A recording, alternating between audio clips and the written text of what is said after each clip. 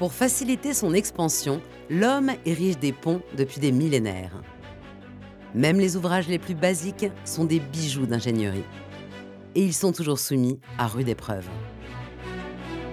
Un pont est un objet qui effectivement est vivant.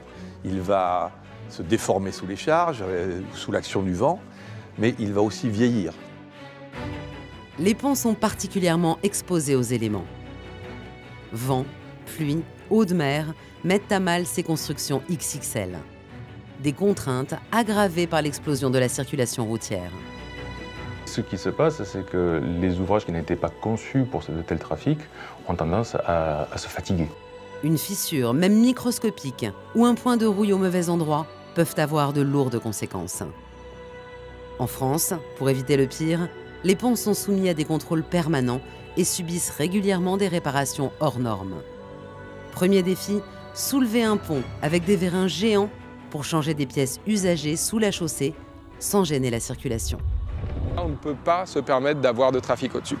Donc pour cette raison-là, on vérine de nuit et on a imposé des contraintes qui sont les plus courtes possibles, à savoir une demi-heure pour le vérinage.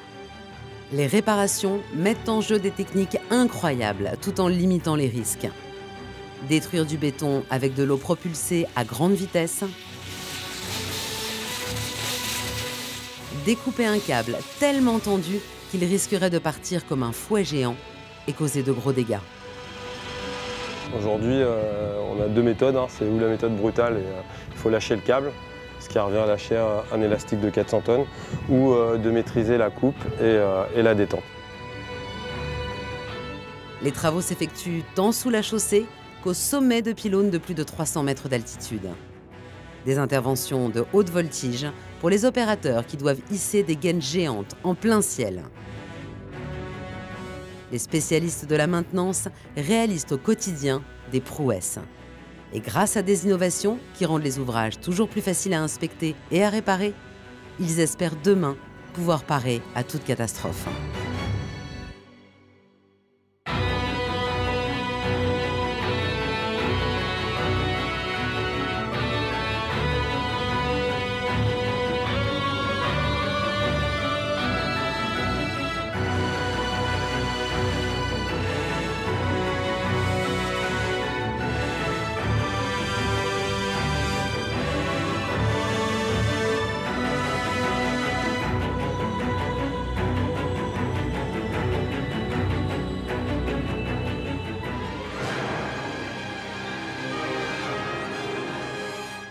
La France compte aujourd'hui plus de 266 000 ponts réservés aux automobiles.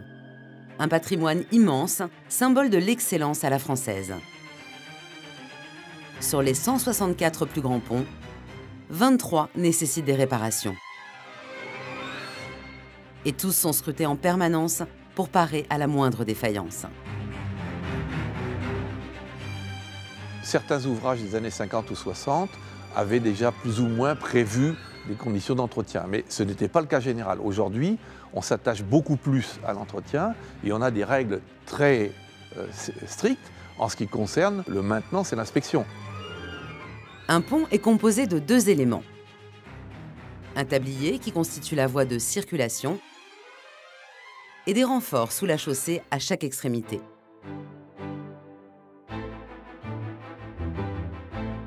Et pour soutenir un pont, dès lors que sa longueur est importante, il faut compter sur des appuis verticaux.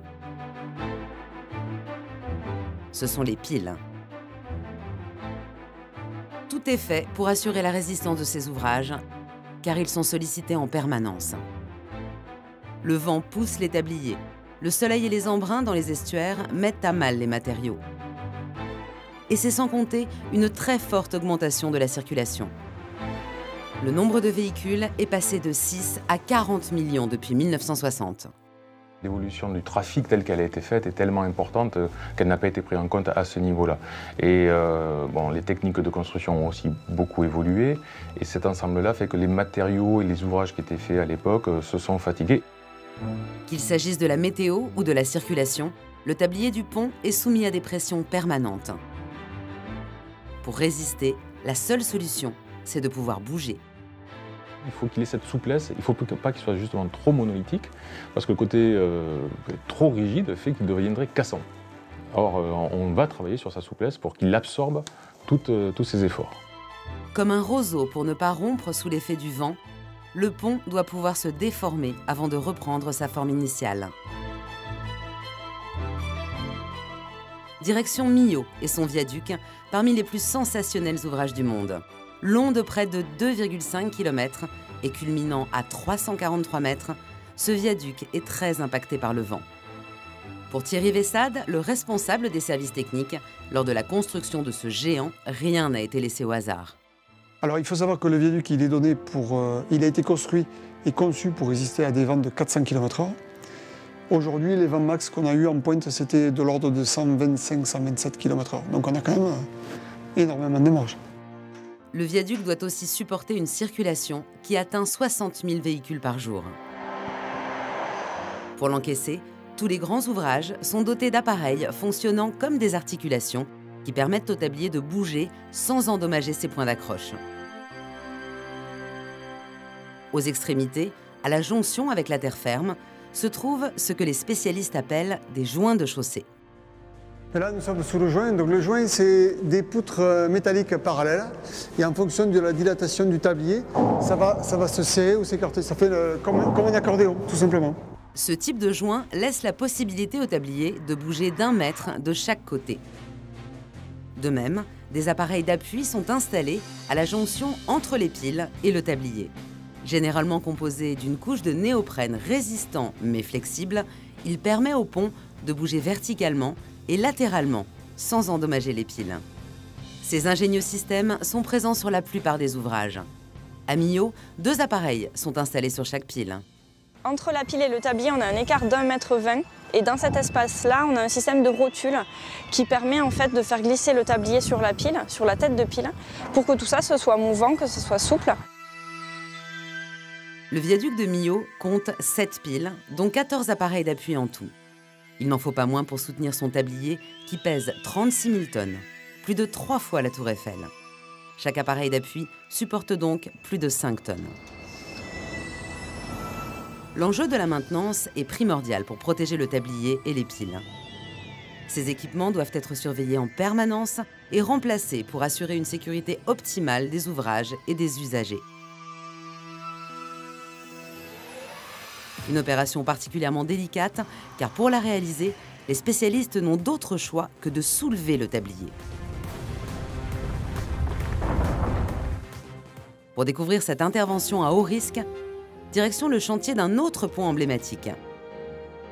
Le pont de Tancarville, en Normandie, à moins de 30 km du Havre.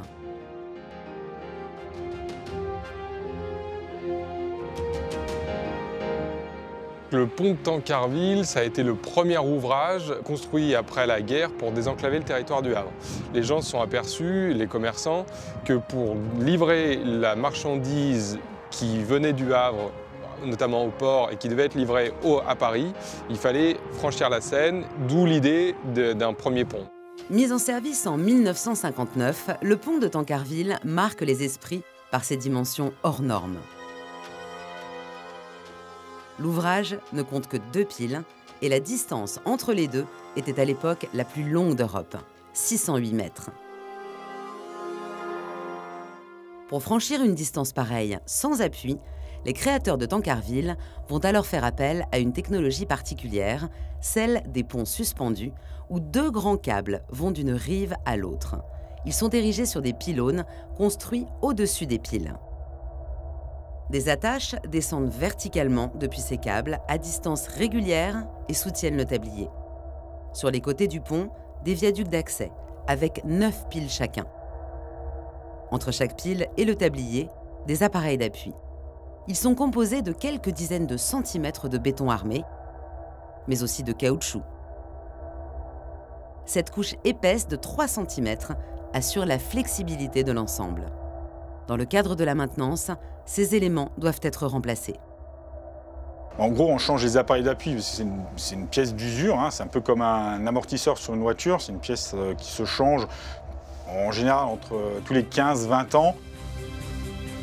Conséquence du temps qui passe, mais aussi d'une circulation qui atteint jusqu'à 30 000 véhicules par jour, dont de nombreux poids lourds, les caoutchoucs du pont de Tancarville sont usés. Ils ont aussi été mis à mal par les conditions naturelles.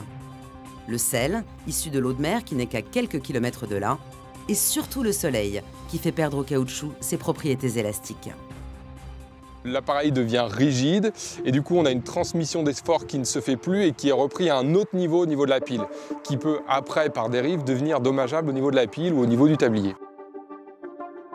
Les travaux concernent aujourd'hui l'un des 2 viaducs d'accès au pont, et particulièrement les appuis de la pile dénommée P6. Le défi est de taille. La pile, qui fait 33 mètres de haut, soutient le tablier à hauteur de 1300 tonnes.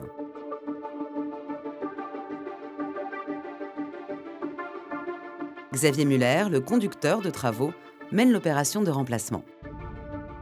Ce qui est prévu de faire aujourd'hui sur P6, c'est de relever le pont, de relever le tablier au niveau de la pile P6 de 5 mm. Soulever une partie entière d'un pont. Pour réussir cet exploit, les ingénieurs vont positionner autour des appareils d'appui des vérins extrêmement puissants qui vont relever le tablier au niveau de la pile de quelques millimètres. Un travail extrêmement minutieux qui nécessite une coordination parfaite entre les vérins. Ceux-ci sont capables de soulever chacun jusqu'à 160 tonnes. Une fois le soulevage effectué, les vérins seront bloqués afin de supporter complètement la charge et prendre la place des appareils d'appui.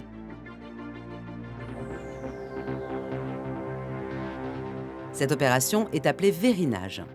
C'est la tâche la plus complexe du chantier. Un test est prévu quelques heures avant la véritable manœuvre.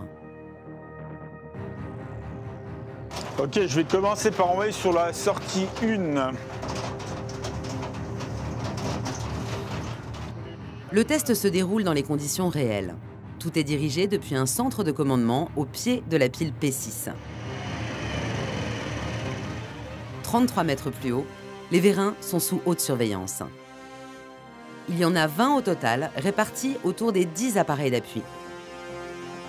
Le but de l'opération, mettre ces vérins sous pression. Donc là j'ai mis 100 bars dans la voie 1, je vais monter à 100 bars sur chaque sortie, histoire de contrôler la tenue à la pression. Les uns après les autres, les vérins sont mis sous pression. Une pression énorme, puisque chaque appareil peut atteindre 160 tonnes de poussée. Pourtant, tout repose sur un ingrédient très simple. Les pompes qui sont dans le fourgon envoient de l'huile au niveau des vérins qui sont sur la pile de pont. L'huile qui rentre dans le vérin va monter en pression, va faire lever le vérin, gonfler le vérin et ça va faire monter le pont. Pour l'instant, ce n'est qu'un test et les vérins bougent d'à peine 1 mm. Cet exercice permet de vérifier chaque appareil l'un après l'autre et de prévenir tout incident pour être prêt ce soir. L'huile circule dans des tuyaux flexibles sur des dizaines de mètres. Une telle distance accroît évidemment le risque de fuite. Les opérateurs doivent être vigilants. Il est maintenant temps de tester les capteurs qui accompagnent les vérins. Le système est simple, le bas du capteur est fixé sur la pile, le haut au-dessus de l'appareil d'appui. Entre les deux, un fil enroulé qui permet de mesurer précisément de combien sera le levage. Cette mesure est transmise en direct à l'ordinateur central, en bas, dans la fourgonnette. Après cette répétition grandeur nature, dans 4 heures, la véritable manœuvre va pouvoir commencer. La tâche sera d'autant plus complexe qu'elle va devoir être réalisée en un temps record. Quand le tablier va se soulever, à ce moment-là, on ne peut pas se permettre d'avoir de trafic au-dessus. Donc pour cette raison-là, on vérine de nuit et on a imposé des contraintes qui sont les plus courtes possibles, à savoir une demi-heure pour le vérinage. Impossible de bloquer la circulation trop longtemps pour ne pas paralyser le commerce du Havre. Pour autant, pas question non plus de laisser passer les véhicules pendant le vérinage.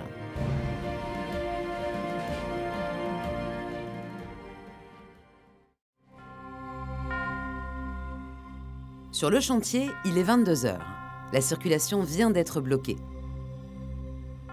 Pour changer les équipements qui permettent au pont de Tancarville d'encaisser les mouvements dus au vent et à la circulation, les opérateurs doivent soulever le tablier avec des vérins. Une manœuvre à haut risque. Donc là, on a démarré le chrono maintenant.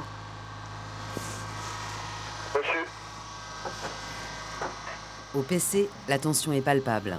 Tout est sous contrôle, mais il ne faut rien laisser passer. 4, 5 et 6, on est en pression. 1 et 3 aussi, j'attends ton top sur la 2. Comme lors du test de l'après-midi, les vérins sont mis en pression pour qu'ils soient prêts à soulever le pont de manière synchronisée. L'opération de vérinage peut maintenant commencer. Tu me dis dès que le 2 est en place. Le tablier ne va être soulevé que de quelques millimètres, mais tout doit se dérouler sans accroc.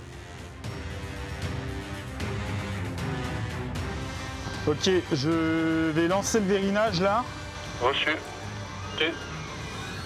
Chacun du haut de ses 160 tonnes de pression, les vérins s'attaquent au tablier. Et au bout de quelques minutes, la force des vérins déchire le béton des appareils d'appui qui ne sont plus solidaires du tablier. Tout le poids repose maintenant sur les vérins. Les opérateurs les bloquent alors par sécurité. La circulation peut reprendre.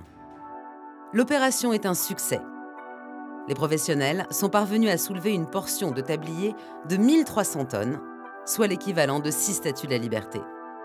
Ils ont maintenant accès aux appareils d'appui. Reste à détruire le béton juste au-dessus de ces appareils, puis à retirer le caoutchouc. Un autre néoprène sera alors installé, chapeauté par une nouvelle couche de béton. Quand tout sera sec, il ne restera plus qu'à enlever les vérins. À Tancarville, il est temps de détruire les appareils d'appui. L'opération est confiée à Jean-Marc Wissler et à son assistant. Au baraquement, tu te branches, tu vas là jusqu'au camion. Ouais. Et du camion, tu repars avec celle-là, tu viens jusqu'ici. Vas-y. Au-dessus des feuilles de caoutchouc se trouve une couche de béton armé extrêmement solide. L'enjeu est de la détruire sans mettre en danger l'ouvrage. Si vous tapez par exemple avec un outillage pneumatique, un marteau-piqueur, vous aurez des vibrations.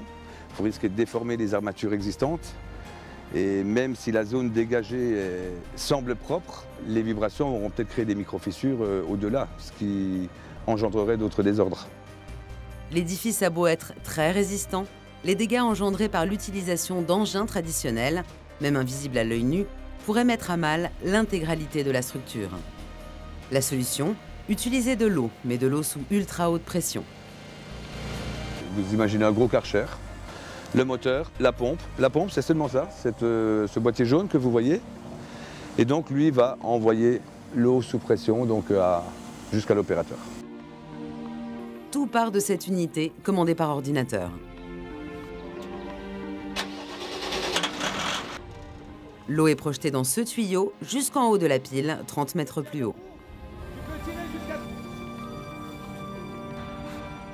La manœuvre commence.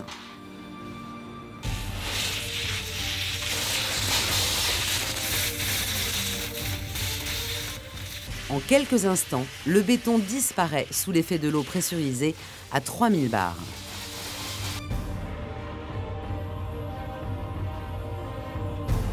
« 3000 bars, cela veut dire que la pression qui s'exerce dépasse les 3 tonnes au centimètre carré, comme le poids d'une camionnette sur une pièce de monnaie. Et pour réussir à obtenir une telle pression, le système est ingénieux. Le moteur et la pompe propulsent l'eau dans un tuyau qui, à l'intérieur, ne fait que 0,8 mm de diamètre.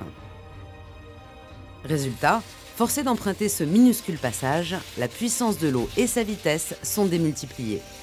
Vous allez avoir un jet d'eau qui sort à 900 mètres secondes. 900 mètres secondes, c'est plus de 3200 km à l'heure, plus de 2 fois la vitesse du son. Une puissance énorme qui permet cependant de travailler de façon très minutieuse. Je dis toujours, nous sommes les chirurgiens du béton. Voilà, c'est de la chirurgie.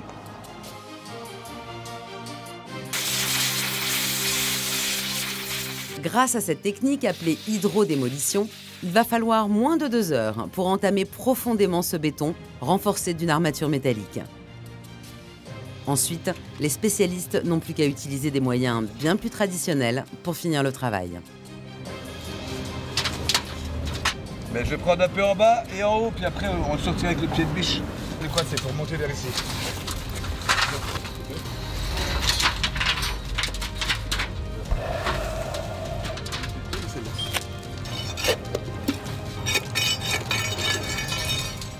Le caoutchouc peut être retiré et pour finir le chantier, de nouveaux appareils d'appui bien plus volumineux sont installés. Le néoprène fait 15 cm d'épaisseur contre 3 précédemment et il pèse 60 kg. Il assure ainsi une meilleure mobilité au tablier et lui permet d'encaisser les nombreuses agressions extérieures. La mise en place du caoutchouc est minutieuse. Ensuite, les opérateurs n'auront plus qu'à couler une nouvelle couche de béton. Vérinage, hydrodémolition, puis apposition de nouveaux caoutchoucs, des techniques de pointe au service de la maintenance. Le chantier de Tancarville va durer 6 mois pour remplacer 80 équipements. Une tâche colossale, mais indispensable pour garantir la solidité et la souplesse de l'ouvrage. Si jamais on avait un tablier qui était connecté rigidement sur ses piles, sur la totalité de ses piles, eh ben ça poserait problème soit au tablier qui n'arriverait pas à vivre, soit aux piles qui, elles, au bout d'un moment, résisteraient pas au déplacement du tablier lorsque celui-ci est très grand. Si les appareils d'appui, qui sont situés juste sous le tablier, sont indispensables pour lui permettre de bouger tout en conservant l'intégrité des piles, ce n'est pas suffisant pour préserver au mieux l'ouvrage. Car la manière dont réagit un pont est aussi liée aux matériaux qui le composent. Alors que la pierre, puis la brique, ont régné sur les ouvrages pendant des millénaires, aujourd'hui, 70% des ponts sont composés de béton et d'acier. Un bouleversement qui date de 1945. On est au sortir de la guerre, il faut aller vite. Alors le béton et l'acier sont des matériaux que l'on utilise très facilement et très rapidement. Ils permettent des systèmes constructifs très rapides et performants. Ils ont une certaine bonne durabilité dès le départ. Et ce qui est intéressant avec ces matériaux en plus, c'est que globalement, ils sont moins chers que les produits qu'on utilisait précédemment. Le béton et l'acier se répandent à vitesse grand V jusqu'à remplacer totalement les matériaux plus traditionnels. Et s'ils sont associés, c'est qu'ils ont des propriétés différentes, mais complémentaires. Le béton étant le composant principal de la plupart des ponts. On prend des matériaux qui sont issus de la roche pour en faire une nouvelle roche, en gros. Donc on prend des granulats, des graviers, on prend du sable, comme sur la plage, on prend du ciment qui va être le liant de l'eau, et vous avez du béton. Le béton supporte très bien la compression, c'est-à-dire quand on l'écrase. Cela permet aux piles de porter des poids énormes. Mais il réagit très mal à la flexion, quand on le tord.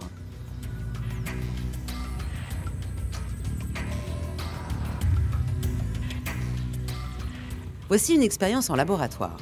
Cette poutre en béton classique est arrimée et équipée de capteurs. Une force est appliquée en son centre, de plus en plus puissante. Au bout de moins de 20 secondes, le béton commence à se fissurer. Et en moins de 2 minutes, il casse. Si on transpose cette expérience sur le terrain, c'est la circulation qui va exercer une force. L'augmentation du poids des véhicules, due à une forte circulation, entraîne une flexion vers le bas du tablier. Pour que le béton supporte cette flexion, les ingénieurs ont alors eu l'idée de réaliser la structure de ce tablier en acier qui est bien plus flexible. En revanche, il doit être protégé pour ne pas rouiller. L'acier permet au béton d'avoir de la souplesse, ce qu'il n'est pas capable de faire. Le béton permet d'éviter la corrosion de l'acier, donc permet de le protéger dans la durée. L'acier, c'est le squelette, le béton, c'est le muscle. L'alliance des deux matériaux semble idéale. Elle a pourtant des défauts. L'été, le métal peut faire courir un danger au béton, car avec l'augmentation des températures, il se transforme. L'acier, sous l'effet de la chaleur, va un petit peu gonfler. Une fissure va s'amorcer qui, au fil du trafic qui va passer dessus, va s'agrandir et jusqu'à pouvoir entraîner au bout de plusieurs années, la rupture du béton. L'accroissement des températures l'été entraîne une dilatation des parties métalliques du pont. Un tablier moderne est souvent recouvert de béton et truffé de poutres métalliques, comme à Millau. Les poutres, en se dilatant, vont faire travailler le béton. De même, ce béton est la plupart du temps armé. Il est renforcé de l'intérieur par une armature en métal. Mais pour que cette alliance fonctionne, encore faut-il que l'acier garde ses propriétés. Le problème, c'est qu'une fois que l'acier va être dans le béton, il faut réussir à s'assurer que celui-ci va rester en état, qu'il ne va pas corroder. Une fissure dans le béton armé et c'est la perte de son étanchéité. À terme, le risque est de voir l'acier à l'intérieur être détruit par la corrosion.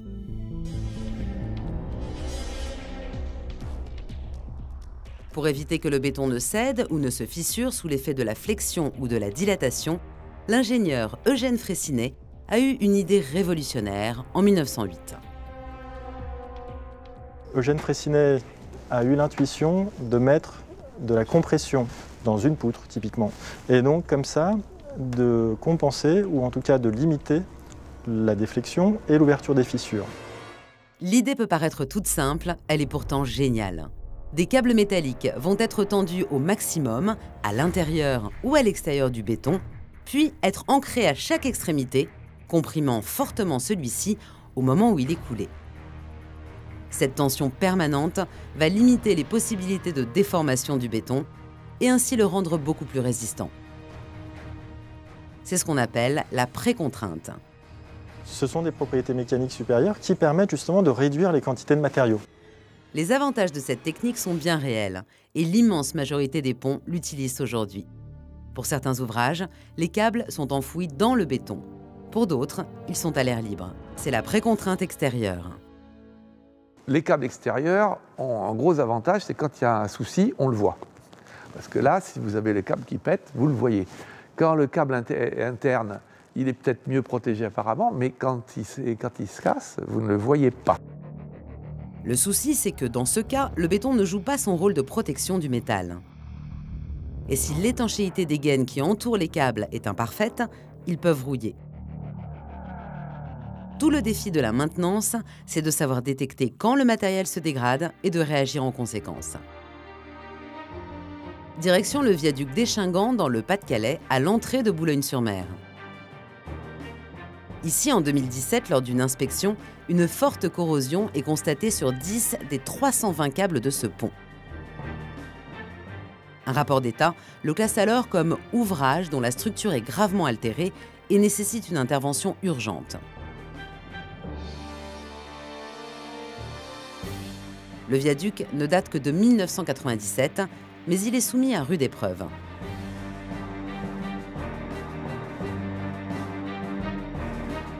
C'est une section indispensable de l'autoroute A16 qui relie la région parisienne à la Belgique. Il n'est qu'à quelques kilomètres de la mer et le vent, chargé de sel, est omniprésent. L'enjeu de cette opération de maintenance est de taille. Il faut remplacer les câbles corrodés. Chacun d'eux fait 80 mètres de long et étendu à 400 tonnes, comme si une centaine d'éléphants tiraient dessus en permanence. Le chantier va se dérouler de nuit. La circulation doit être interrompue pour limiter les risques, tant pour les opérateurs que pour les infrastructures.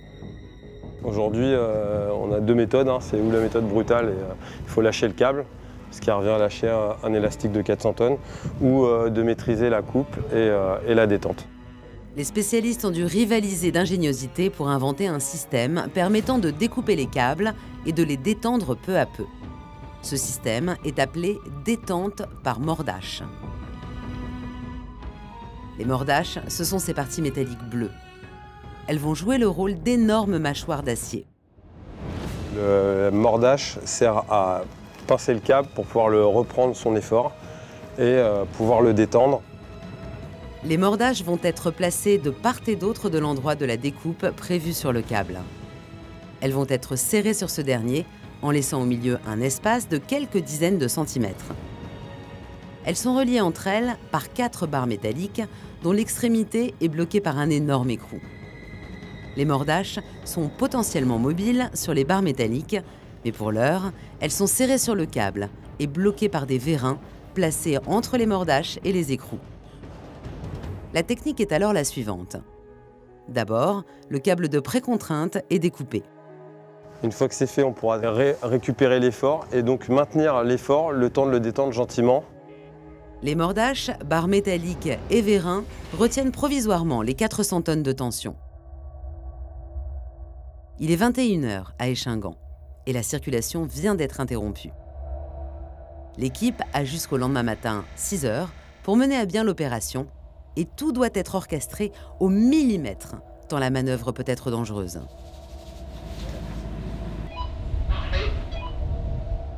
Les mordaches, les barres et les vérins ont été installés. Le câble de précontrainte a été dénudé à l'endroit de la découpe. Couper un câble métallique d'une quinzaine de centimètres d'épaisseur n'est pas une mince affaire. Les opérateurs utilisent une technologie bien particulière. C'est un câble diamanté qui va tourner sous pression et qui va découper le câble au fur et à mesure. Le câble est recouvert de particules de diamants microscopiques. Pour assurer la sécurité, après la préparation, l'opération va être exécutée sous le contrôle de caméra, à distance. Au moment de la coupe, il n'y a personne sur place. Ensuite, tout est fait en fait, depuis un PC au-dessus de l'ouvrage. Sur le chantier, tout a été mis en place. Les opérateurs doivent se mettre en lieu sûr pour que la découpe puisse commencer. Jérôme, pour Laurent, on va lancer la coupe. Puis l'opération peut débuter.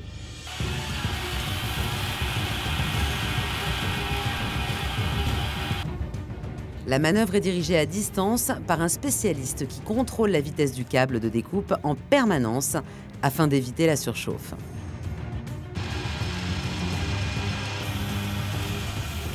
Il faut moins d'1 minute au câble diamanté pour achever l'opération. Et grâce aux mordaches, tout se fait sans incident. En parallèle, il est possible de modifier la puissance des vérins afin qu'ils compensent l'énorme tension de 400 tonnes du câble découpé. Là, je suis à 480. Reste maintenant à assurer la détente. C'est la partie la plus délicate de ce chantier. Derrière les mordaches, les vérins vont se contracter simultanément de 15 cm, permettant aux mordaches serrées sur le câble de s'écarter d'autant. Un écartement qui se répercute et crée un espace au niveau de la découpe.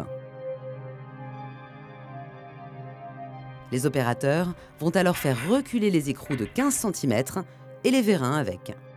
Ceux-ci vont reprendre leur épaisseur initiale. Ne reste plus qu'à recommencer l'opération pour faire à nouveau s'écarter les mordaches et ainsi, peu à peu, détendre le câble.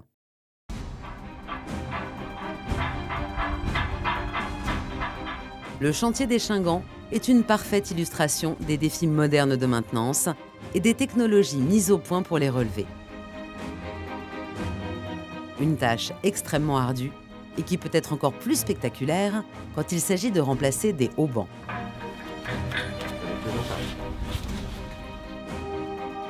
Retour à Millau et son viaduc, le deuxième plus long pont à haubans du monde. Ces haubans lui permettent d'avoir une structure particulièrement élancée. En fait, les haubans ils permettent de maintenir le tablier, de le garder bien à l'horizontale. On a seulement 7 piles, ce qui a permis d'avoir un impact moindre aussi sur l'environnement. Par contre, il a fallu du coup utiliser des haubans pour bien retenir ce tablier et qu'il soit suffisamment droit. À l'image des câbles d'un pont suspendu, comme celui de Tancarville, les haubans prennent appui sur des pylônes. En revanche, ils ne sont pas ancrés sur les rives, mais directement au tablier du pont et sont extrêmement tendus. Pour assurer leur fonction, les haubans ont des dimensions gigantesques. À Millau, le plus long d'entre eux fait 180 mètres de long, soit près de 3 fois la longueur d'un A380.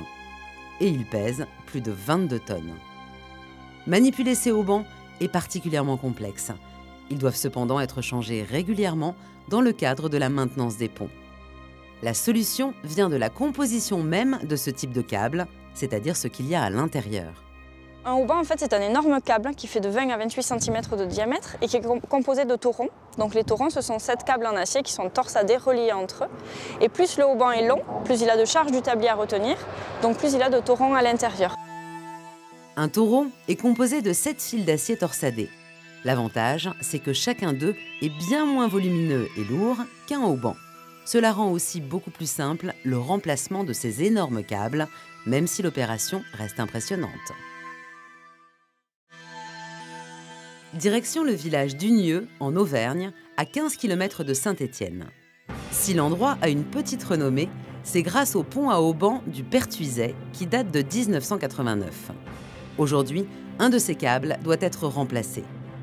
L'ouvrage est remarquable par sa forme si particulière. Il traverse la Loire d'un seul coup pour franchir 132 mètres avec un unique pylône sur une rive.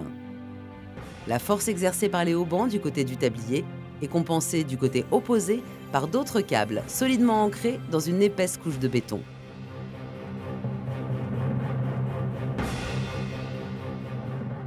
Problème, 25 ans après la construction du pont, un défaut a été constaté au niveau du tablier.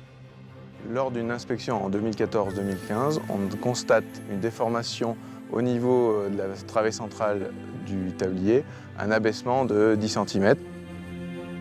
Le poids engendré par la circulation, mais aussi la dilatation des parties métalliques du tablier quand il fait chaud, peuvent pousser un pont à ployer. Avec à terme, le risque de voir le béton se rompre. Les spécialistes, appelés au chevet de l'édifice, ont alors préconisé 2 traitements. D'abord, des nouveaux câbles de précontrainte doivent être installés sous le tablier. Ensuite, il est décidé de remplacer les haubans. Aujourd'hui, le haubans concerné est le plus imposant. Il mesure 137 mètres, plus long qu'un terrain de foot. Le dernier haubans pèse 5,7 tonnes et donc il reprend 245 tonnes de tension. Les haubans participent fortement à soutenir la travée centrale. Comme à Échingan et ses câbles de précontrainte, les haubans sont tendus pour jouer ce rôle de soutien. La découpe et la dépose se font de manière comparable à la méthode employée dans le Nord. Reste à installer de nouveaux haubans, ce qui est rendu d'autant plus complexe que ces derniers doivent rejoindre le sommet du pylône à 48 mètres de haut. Pour remettre un nouveau hauban, il va d'abord falloir hisser sa gaine. On installe un premier toron à l'intérieur de cette gaine. Ensuite, on a un câble de treuil qui est attaché en haut du pylône et on vient lever cette gaine avec ce toron jusqu'à sa position en haut du pylône. La gaine en elle-même fait plus de 800 kg, le poids d'une voiture. Harnachée, elle est hissée en douceur par un treuil. Bien que la circulation ait été interrompue, pas question qu'elle tombe, au risque d'endommager fortement le tablier. Dès qu'elle rejoint le haut du pylône, la gaine est solidement attachée à l'aide de chaînes. L'opérateur raccorde un câble au toron qui est à l'intérieur de la gaine. Ce toron a beau être fin, il est extrêmement résistant. Pour le fixer, il faut le faire passer dans un trou qui traverse le pylône. De l'autre côté, un autre opérateur le récupère et va le bloquer avec un système de clavettes. Chaque toron va passer dans un trou, ce que les spécialistes appellent un ancrage. Et au bout de ce trou se trouve une pièce en forme d'entonnoir découpée en 2 parties. À la montée, le toron va pouvoir passer sans problème. Mais s'il redescend, alors il fait aussi descendre les 2 pièces. Contraintes par la largeur du trou, les 2 pièces vont alors se rapprocher et mordre très fortement le câble, l'empêchant d'aller plus bas. Thomas, c'est pour toi.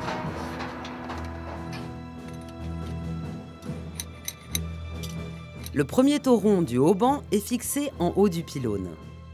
Il va maintenant falloir le tendre. C'est en bas, au niveau du tablier, que l'action va se dérouler. D'abord, les opérateurs rapprochent la gaine du système de blocage des torons, c'est-à-dire de son ancrage.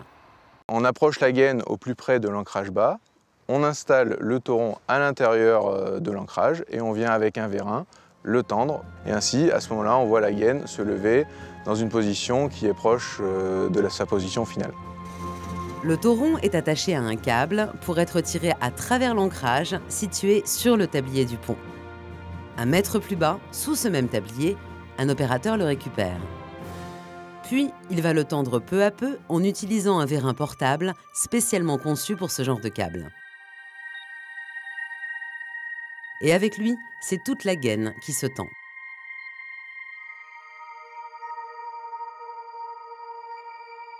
Après cette tâche périlleuse, il va maintenant falloir faire passer les 26 autres taurons qui constitueront le haubans.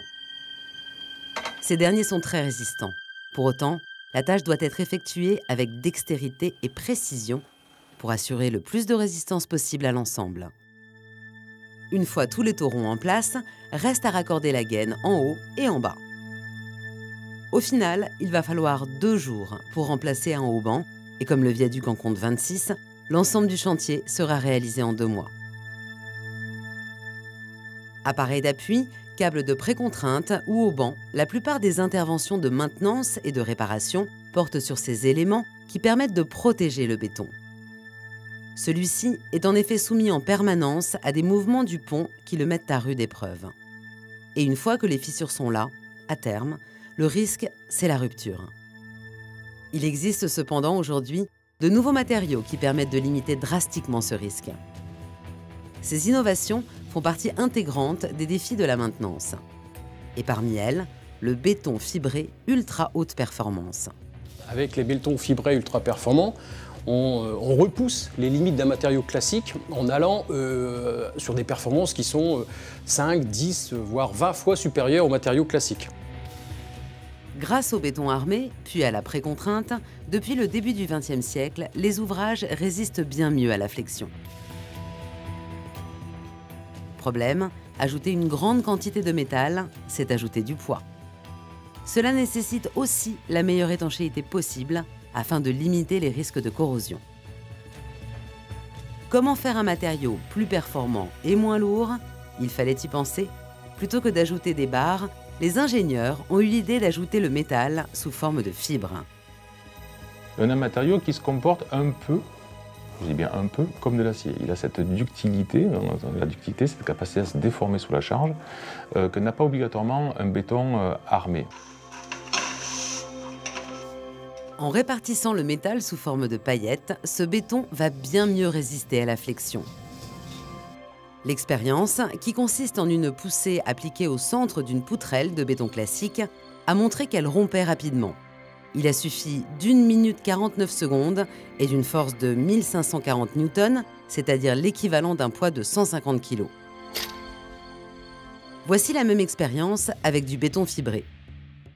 La première fissure apparaît au bout de 7 minutes, contre 17 secondes pour le béton classique.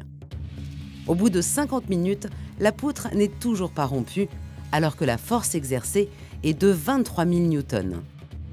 Plus de 2 tonnes de pression ne suffisent pas à en venir à bout, alors qu'il n'a fallu que 150 kg pour le béton classique.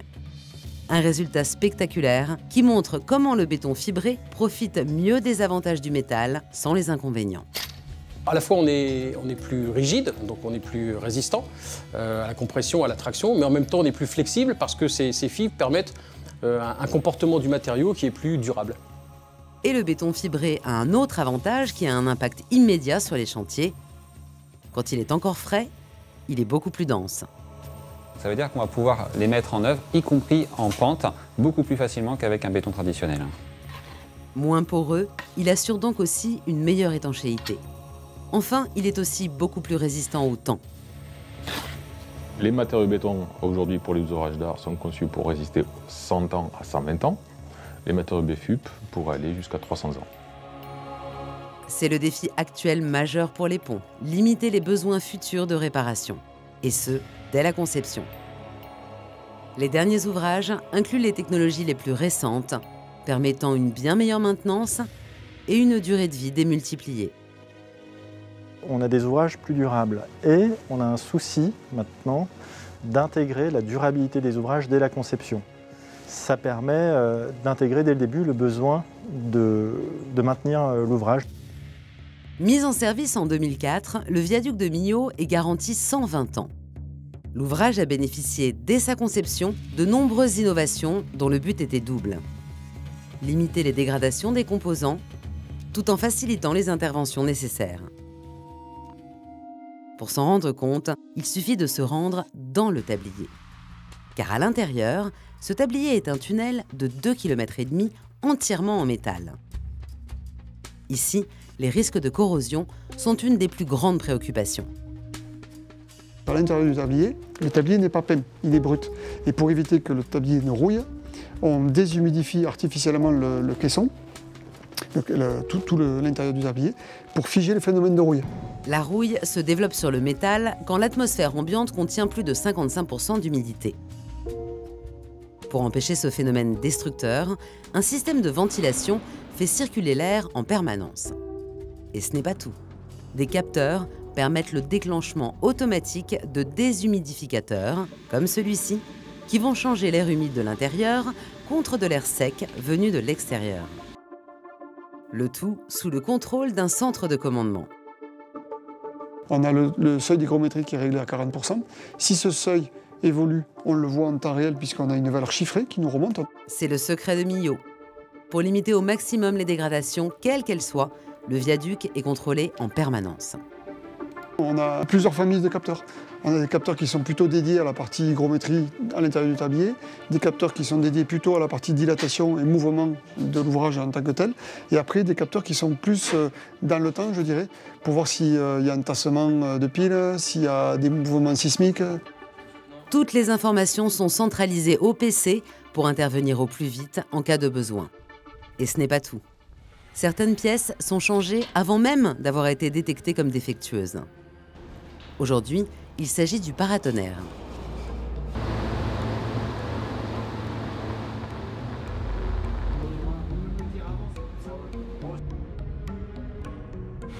Si changer cet équipement n'a rien de compliqué en soi, ici, il faut le faire avec la démesure. Depuis le tablier, les opérateurs doivent grimper plus de 200 barreaux d'échelle pour travailler sur une plateforme de 2 mètres carrés. Le paratonnerre est situé au sommet de la plus haute pile du viaduc, qui est aussi la plus haute pile du monde. Elle culmine à 343 mètres au-dessus du Tarn, 19 mètres de plus que la Tour Eiffel. Cet acte de maintenance est pourtant indispensable. Il faut des paratonnerres sur un viaduc parce qu'il est régulièrement soumis à des impacts de foudre. Pour protéger tous les équipements qu'il peut y avoir à l'intérieur du viaduc, pour la sécurité des automobilistes. Le rôle du paratonnerre est donc essentiel. Surveillance permanente et entretien au quotidien ne suffisent cependant pas à rendre optimale la maintenance d'un pont. Il faut pouvoir détecter les anomalies qui pourraient apparaître dans des zones très difficilement accessibles, comme par exemple sur une pile, à plusieurs dizaines de mètres de haut. La maintenance des ponts fait aujourd'hui appel à des technologies de pointe pour réaliser des inspections poussées. Et avant tout, les drones. Décollage. L'inspection visuelle des ouvrages n'est pas une pratique nouvelle. Ce qu'il est, c'est le niveau de précision que peut atteindre ce type de drone. Ce qui est communément recherché sur des ouvrages en béton armé, c'est la capacité à pouvoir détecter des fissures de 0,3 mm, et sur des ouvrages qui seraient en béton précontraint, comme certaines parties peuvent l'être sur ce viaduc, on recherche des ordres qui sont de l'ordre du demi-dixième de millimètre. Le drone est muni d'un appareil photographique ultra précis, mais aussi de nombreux capteurs qui lui permettent de garder une distance constante avec l'ouvrage. Ces spécialistes vont alors compiler l'intégralité des images prises pour un rendu bien supérieur à ce qui existait auparavant. Elles permettent de réaliser une reconstitution en 3 dimensions et de vérifier l'état de la pile le jour de l'inspection, mais pas seulement. Ce modèle 3D va aussi permettre de constituer une archive qui permettra la prochaine fois de pouvoir avoir une évaluation de l'évolution des éventuelles pathologies présentes, et donc il fournit une connaissance bien plus grande que la simple observation instantanée de ces surfaces qu'on pourrait faire. Grâce à ce type de technologie, la maintenance des ponts peut s'inscrire dans la durée et offrir un suivi bien plus abouti. Entretien au quotidien, réparation exceptionnelle, matériaux innovants et moyens de surveillance high-tech, aujourd'hui les spécialistes sont arrivés à un niveau d'intervention inégalé. Le prochain défi est d'imaginer de quoi demain sera fait. Changement climatique, montée des eaux, tempêtes géantes, et si la solution face à ces défis à venir ne se trouvait pas dans la technologie, mais dans la nature. On voit la performance qu'on peut obtenir à travers un simple roseau ou à travers simplement une ruche et le nid d'abeilles qu'on connaît sur les abeilles, qui est très performance mécaniquement.